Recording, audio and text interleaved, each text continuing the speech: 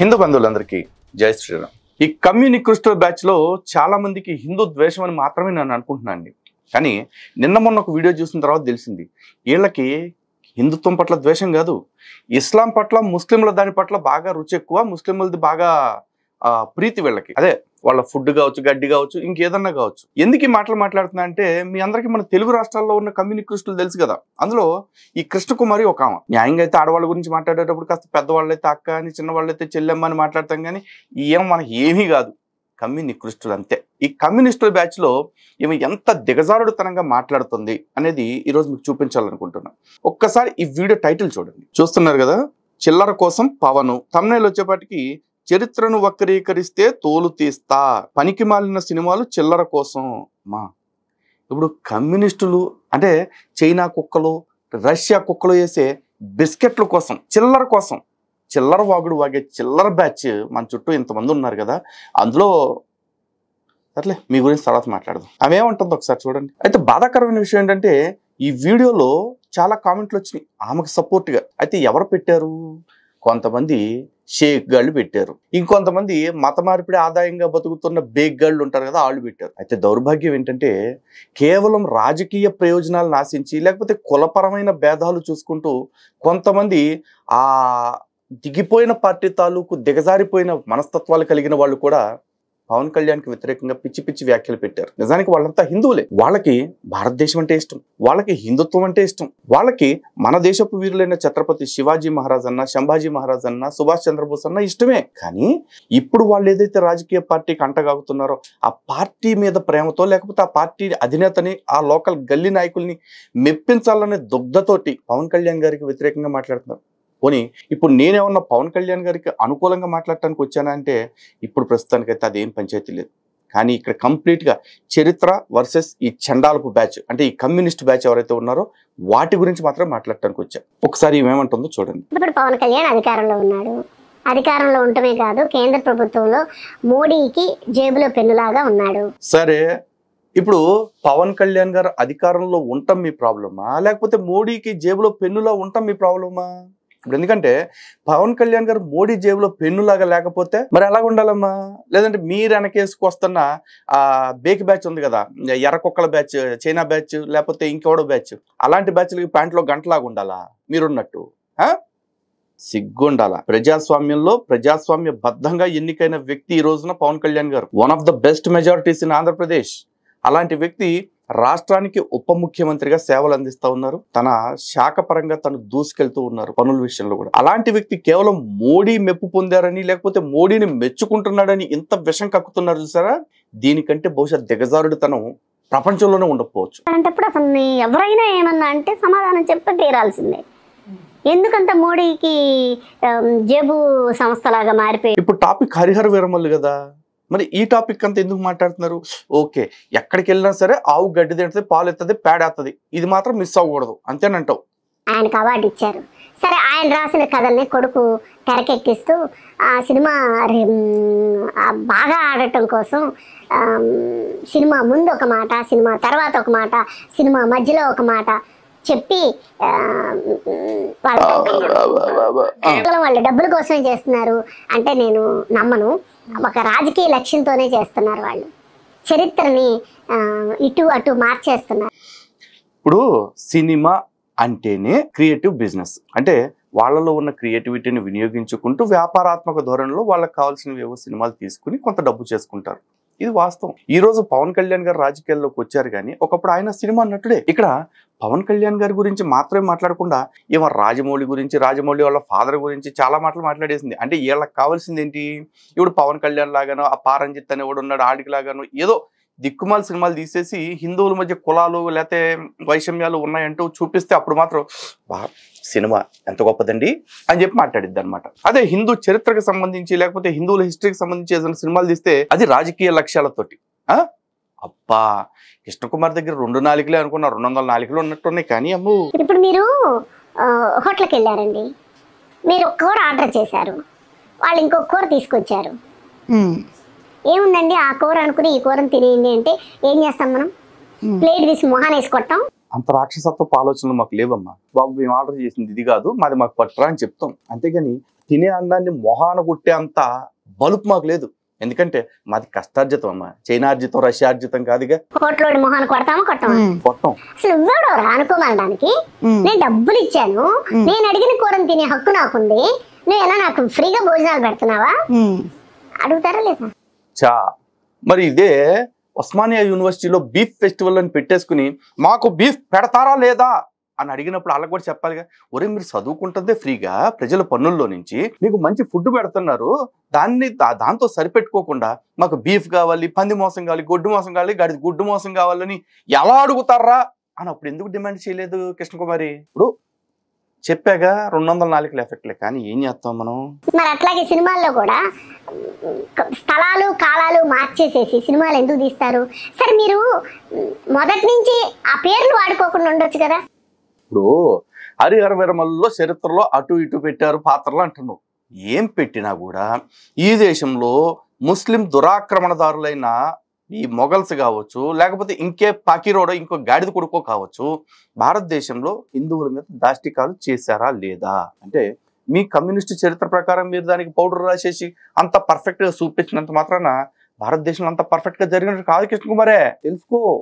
చరిత్ర తెలియనప్పుడు, అఫ్కోర్స్ చరిత్ర తెలియదని నేను అనలే, చరిత్రని వక్రీకరించే బుద్ధిని ఇప్పటికన్నా మార్చుకోండి. మీరు ఏం జరిగినా హరిహర వీరమల్లు లాంటి సినిమాలు రావటం వల్ల, షావా లాంటి సినిమాలు రావటం వల్ల అప్పుడు ఎప్పుడో ఆ ఎదవలు, ఆ మూర్ఖపు త్వరక ఎదవలు, అంటే అప్పటి టర్కీ నుంచి మన దేశానికి దండయాత్రగా వచ్చి దురాక్రమణ కోసం వచ్చిన త్వరక ఎదవలు, అంటే త్వరక అంటే ఇప్పుడు మళ్ళీ ఇప్పుడు ఉన్నోళ్ళు భుజాలు తడుముకుంటారు, ఎవరై టర్కీ నుంచి వచ్చిన వాడు ఎవడైతే ఉన్నాడో ఇప్పటి తుర్కియా ఆయన్ని తురక అంటారు. మేము ఆ జాతే, మేము ఆ కుటుంబానికి సంతతికి సంబంధించిన వాళ్ళవి అనుకుంటే భుజాలు తడుముకుని కేసులు పెట్టుకోండి. కానీ నా దేశాన్ని దురాక్రమణ చేసి నా భారతీయుల్ని ఇబ్బందులు పాలు చేసిన, నా భారతీయ ఆడబిడ్డల జీవితాలు నాశనం చేసిన వాళ్ళని పందులే అంటా నేను, తురకాలే అంటా నేను. బ్రిటిష్ వాళ్ళని తెల్ల లంచ్ కొడుకులు, బ్రిటిష్ లంచ్ కొడుకులు అని ఎట్లా అంటాను, వీళ్ళని కూడా అంతే అంట.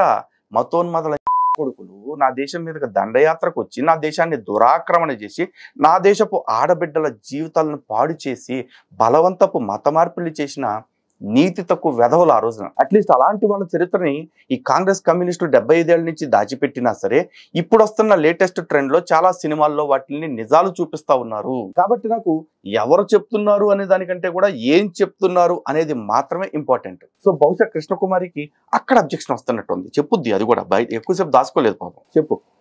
RRR సినిమా తీశారు.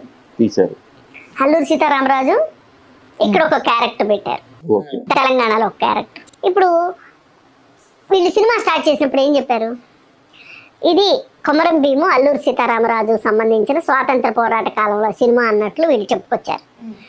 చెప్పుకొని వచ్చి అదే విధంగా కథ నడిపించారు. ఓదరగొట్టారు.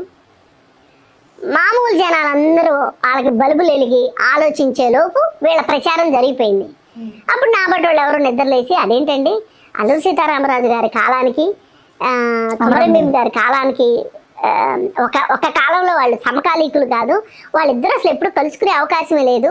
ఇప్పుడు కృష్ణకుమారి, చరిత్ర అంటే మనకు తెలిసిందే చరిత్ర అనుకోకూడదు, లేదా మనం చెప్పిందే చరిత్రగా జనాలు చదువుకోవాలని అసలుకి అనుకోకూడదు. కారణం ఏంటంటే 1897లో అల్లూరి సీతారామరాజు గారు పుట్టారు, అలాగే 1900 సంవత్సరంలో కొమరం భీం గారు పుట్టారు. ఇద్దరు కలిసి పోరాడిన సందర్భం లేదు, కానీ కలిసి పోరాడే అవకాశమే లేదనే మాట అనకూడదు. ఎందుకంటే ఇద్దరికి 13 ఏళ్ల తేడా, అర్థమైందా? కాబట్టి 13 ఏళ్ల తేడా ఉన్న వాళ్ళిద్దరు కలిసి పోరాటం చేయకూడదు అనుకోవసరం లేదు. ఒకళ్ళు గిరిజనుడు అయ్యుండి స్వయంగా గిరిజన హక్కుల కోసం జల్ జంగల్ జమీన్ కోసం పోరాడాడు, ఇంకొక ఆయన గిరిజనుల ఆత్మగౌరవాన్ని పరిరక్షించడం కోసం గిరిజనుల కోసం పోరాడాడు, ఆయన గిరిజనుడు కాకున్నా కూడా. ఒకవేళ వీళ్ళిద్దరూ కలిసి ఉంటే ఏ విధంగా ఉండేది అన్న ఒక ఊహలోంచి వచ్చిందే ఈ చిత్రం అని ఆ చిత్ర యూనిట్ సినిమా విడుదలకు ముందే చెప్పేశారు. ఇదేనూ తెలియదు తమ శ్రాద్ధమునకు, మేమేం చేసేదము. ఓకే, కాకపోతే ఇక్కడ హరిహర వీరమల్లు టాపిక్ మాట్లాడమంటే ఈ సోదంతా చెప్పుద్ది ఏంటి సోది. అలాంటిది హరిహర వీరమల్లు సినిమాలో ఔరంగజేబు, అలాగే ఇంకొక హరిహర వీరమల్లు ఈ క్యారెక్టర్స్ అయిపోయిన తర్వాత ఔరంగజేబు పుట్టాడు. ఓహోహోహోహోహోహోహోహో, నీ నొప్పి హరిహర వీరమల్లు గురించి కాదైతే ఆ లంగజేబు గడి గురించి, ఆ ఔరంగజేబు గడి గురించి. ఇప్పుడు హరిహర వీరమల్లులో చెప్పకపోయినా సరే ఔరంగజేబు గడిని లంగగడని అంటగా, ఔరంగజేబు గడి యదవ నీచుడు నికృష్టుడు మతోన్మది పోరంబోకు బేగ్గడని అంటగా. కానీ ఔరంగజేబు మీద అతని అకృత్యాల్ని ఎదిరించినట్లుగా హరిహర వీరమల్లు వీర విహారంగా పోరాటం చేసినట్లుగా చూపించారు. అది కూడా చార్మినార్ కాలానికి వచ్చేసారు, మళ్ళీ అక్కడ నుంచి ఇక్కడ ముందుకు వచ్చేసారు. ఇదేమన్నా ఆదిత్య 369 సినిమానా? కాదు కదా, వాళ్ళు ఫిక్షన్ అని ముందే చెప్పారమ్మా. లేదండి, నేను అంటాను అలాంటప్పుడు ఆ పేర్లు పెట్టొద్దని చెప్తున్నా. ఫిక్షన్ అతను అన్నాడు, నేనేదో వచ్చేసలే ఆ ఫిక్షనల్ అని చెప్పినప్పుడు దానికి ఏం పేరు పెట్టుకుంటే నీకు నొప్పి ఏంటి? ఔరంగజేబు కాదు అక్బర్ అని పెడతాం. ఆడు లుచ్చగడే అక్బర్ అని కాకపోతే బాబర్ అని పెడతాం. ఆడు అంతకంటే ఎదవా గేగాడు. వాళ్ళిద్దరూ కాకపోతే షాజహాన్ అని పోరంబోకున్నాడు. ఇప్పుడు తాజ్ మహల్ కట్టించాడని మురిసిపోతున్నారు కదా. నా దేశపు శ్రామికుల్ని 20,000 మంది జీవితాలని నాశనం చేసిన పోరంబోగ్గాడు. ఈ మొఘల్ చరిత్ర అంతా నీచమైన చరిత్రే. అయినా ఈ దేశంలో ఉంటూ నీకు నరేంద్ర మోడీ నచ్చడు, ఈ దేశంలో ఉంటూ వాజ్పేయి నచ్చడు, ఈ దేశంలో ఉంటూ శ్యామ్ ప్రసాద్ ముఖర్జీ నచ్చడు, ఈ దేశంలో ఉంటూ దీన్ దయాళ్ ఉపాధ్యాయ నచ్చడు, ఈ దేశంలో ఉంటున్న సుభాష్ చంద్రబోస్ నచ్చడు, అల్లూరి సీతారామరాజు నచ్చడు. అని పక్క దేశాల నుంచి ఇక్కడికి ఆ దురాక్రమణకు వచ్చిన ఆ దొంగరా కొడుకుల మీద మాత్రం మంచి సానుభూతి ఉంది కృష్ణ కుమారి. ఎందుకు ఔరంగజేబుని వాడుకోవాలి? మరి ఇంకెవరిని వాడాలి? నిన్ను వాడాలా? నీకు ఈ యాక్టింగ్ రాదు కదమ్మా, నువ్వు సినిమా యాక్టర్ కాదు కదా, అందుకే ఆయన వాడారు. హరిహర వీరమల్లు మీద సినిమా తీయండి, ఎవరు కాదనట్లా. హరిహర వీరమల్లు అని చెప్పినప్పుడు హరిహర వీరమల్లు సినిమానే తీయండి, ఆ స్టోరీనే తీయండి. ఆ కాలంలో లేని విషయాలు ఎందుకు మీరు? పోనీ ఆ కాలంలోనే జరిగిన ఛత్రపతి శివాజీ మహారాజు ఔరంగజేబుని పగలగొట్టింది, తర్వాత సంభాజీ మహారాజు వచ్చేసి ఔరంగజేబు ర్యాంపాడిచ్చింది, ఇవి ఒప్పుకుంటారా మీరు? ఆ సినిమాలు రిలీజ్ అయినప్పుడు అప్పుడు ఏడిచి తెచ్చారుగా. ఇవాళేదో హరిహర వీరమల్లు కాబట్టి మీరు మాట్లాడుతారు. బేసిక్గా ఏంటంటే మీకు తొరకూడదు, రుచిగా ఉంది, అదే బిర్యానీ, మీకు ఆడి నోట్లో పెట్టుకోవాలన్నది పెట్టుకోండి. కానీ దానికి నా దేశాన్ని నా ధర్మాన్ని అవమానిస్తాను, నా దేశపు ధర్మవీరులను అవమానిస్తాను అంటే నేనా చేతులు కట్టు కూర్చునేదే? ఇప్పుడు ఇక్కడ ఏమైపోయింది? హరిహర వీరమల్లు హిందూ, ఔరంగజేబు ముస్లిము. ఔరంగజేబు ఎన్నో అకృత్యాలు చేశాడు. అసలు వీళ్ళకి నుంచున్నా కూర్చున్నా నిద్రపోతున్నా నిద్రలేస్తున్నా ఔరంగజేబు కల్లోకి వస్తున్నాడు బీజేపీ వాళ్ళకి. ఇక్కడ బీజేపీ టాపిక్ ఎందుకు వచ్చింది మా కృష్ణకుమారి? ఇప్పుడు పవన్ కళ్యాణ్ బీజేపీ కాదు, చూస్తున్న మేమెవరో రాజకీయాలతో సంబంధం ఉన్నవాళ్ళం కాదు. పోనీ ఆ రోజుల్లో హరిహర వీరమల్లు ఉన్న బీజేపీ అంటే అది కాదు. పోనీ ఆ లంగగాడు ఉన్నాడు కదా ఔరంగాగాడు, ఆడేమన్నా కాంగ్రెస్ కమ్యూనిస్ట్ పార్టీ చివరికి మజ్లిస్ పార్టీ అనుకున్నామంటే అది కాదు. ఇక్కడ రాజకీయాల ప్రస్తావన ఎందుకు వస్తుంది కృష్ణకుమారి? సంభాజీ సినిమా కూడా, చావా సినిమా కూడా ఇదే కదా స్టోరీ. ఎందుకు మీకు అంత అవసరం ఏమొచ్చింది అసలు ఔరంగజేబుని? అసలు ఔరంగజేబుకి ఈ దేశంలోకి ముస్లింలు రావటానికి, దండయాత్రలు చేసి రావటానికి అప్పటికి ఉన్న బ్రాహ్మణులే, హిందూ రాజులే కారణం. వీళ్ళే ఇక్కడ ఒకళ్ళకొకళ్ళకి పడక, వందల కొద్ది రాజ సంస్థానాలుండి ఒక రాజుకి పడక, ఒక రాజు మీద కక్ష తీర్చుకుంటానికి ఇంకో. ఇంత క్రియేటివిటీ ఉన్న నువ్వెందుకు సినిమా రైటర్ కాకూడదు? జస్ట్ ఒక సజెషన్లే. వినండి, మీరు గుర్తుపెట్టుకోండి, ముస్లిం రాజులు ఉన్న చోట బ్రిటిష్ వాళ్ళు రావడానికి భయపడ్డారు. సుబ్బారెడ్డి, ఇది నా చూడలే, నిజంగా చూడలే. చెప్పు. ఆంధ్రాలో వచ్చినంత ఈజీగా తెలంగాణలో రాలా, తెలుసా మీకు? మాకు తెలీదమ్మా, నువ్వు చెప్పు. నిజాం దగ్గరికి బ్రిటిష్ వాడు రావడానికి భయపడ్డాడు. ఢిల్లీలో బ్రిటిష్ వాళ్ళు వాళ్ళ స్థావరాన్ని ఏర్పరచుకోవడానికి వాళ్ళు చాలా కష్టమైంది వాళ్ళకి. మీరు ఎక్కడైనా చూడండి, ముస్లిం రాజులు ఉన్న చోట వాళ్ళకి ఎక్కువ టైం పట్టింది. వాళ్ళు అసలు టచ్ చేయడానికి కూడా ఆలోచించారు. ఇంకా నయ్యం, కృష్ణకుమారికి జ్ఞానం ఎక్కువే.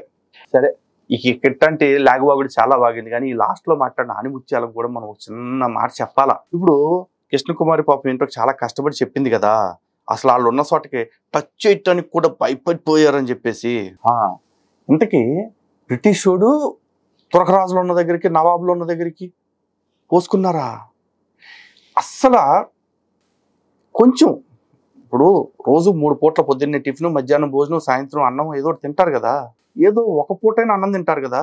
మరి అన్నం తినే మాటలు కాకుండా వెంట తినే మాటలు ఎట్ట వస్తాయి నోటంబడి జనాలకి? నాకు అర్థం కావట్లా. నీకు తెలుసా, ఈ గాడిద కొడుకులు ఎవడైతే ఉన్నాడు, ఈ బొగడా బ్యాచ్, తురక బ్యాచ్, లేకపోతే ఈ మొగలాయి బ్యాచ్, వీళ్ళు ఉన్న చోటకి బ్రిటిష్ వాడు ఎల్లకి కాదు, ఆడు ఎల్లక ముందే వీళ్ళు వెళ్ళి వాళ్ళ కాళ్ళ నాకేశారు, కాళ్ళ మీద పడి అరగనాకేశారు. నవాబ్ ఆఫ్ బెంగాల్ ఒకడు ఉండేవాడు, మీర్ జాఫర్ అని చెప్పేసి. ఆడు బ్రిటిష్ వాళ్ళతో కాంప్రమైజ్ అయిపోయి ఆడికి చుట్టుపక్కల ఉన్న పరగణాలన్నిటికీ బ్రిటిష్ వాళ్ళకి కప్పం కట్టుకుంటూ బతికాడు. ఆ తర్వాత నవాబ్ ఆఫ్ అవధ్ అని ఒకడు ఉండేవాడు, వాడిని షుజావుద్దౌలా అంటారు.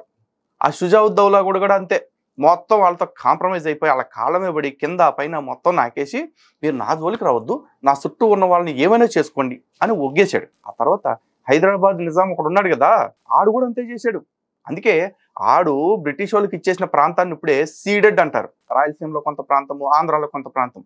సీడెడ్ అంటే వాడు విడిచిపెట్టేశాడు. ఎవరికి? ఈ బ్రిటిష్ కుక్కలకి. ఎందుకు విడిచిపెట్టేశాడు?